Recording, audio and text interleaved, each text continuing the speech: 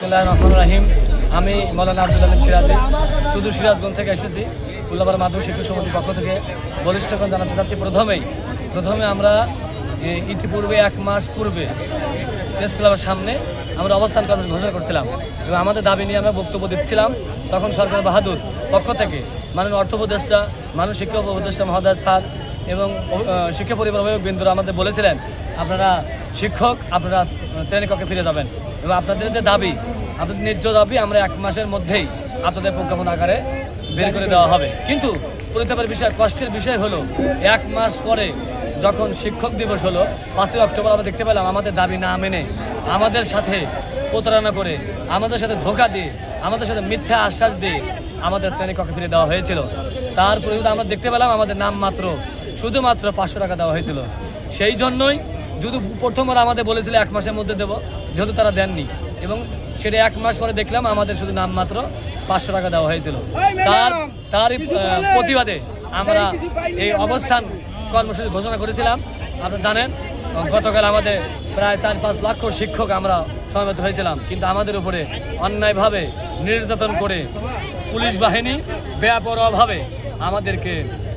লাঠিচার্জ করে, আমাদের অসংখ্য শিক্ষককে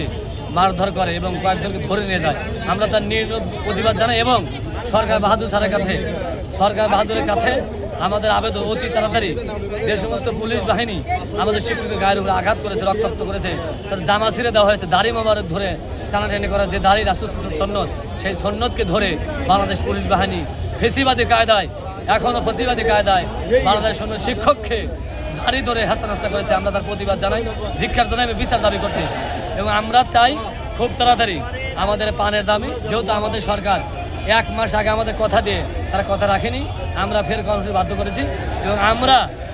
আজকে দিনের মধ্যে যদি আমাদের অবস্থান কর্মসূচি দেখে যদি সরকার বাহাদুর আমাদের প্রজ্ঞাপন জারি না করে, যতক্ষণ না করবে আমাদের যে দাবি 1500 টাকা চিকিৎসা ভাতা, 20% বাড়ি ভাড়া আর কর্মচারীদের জন্য 75%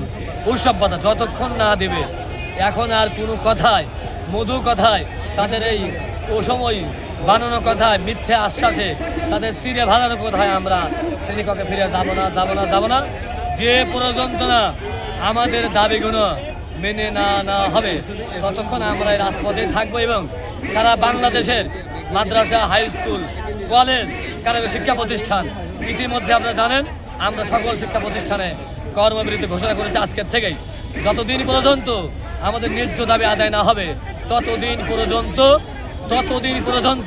এই কর্মবিরতি এবং আমরা শিক্ষা প্রতিষ্ঠানে তালা ঝুলে দিতে বাধ্য থাকবো।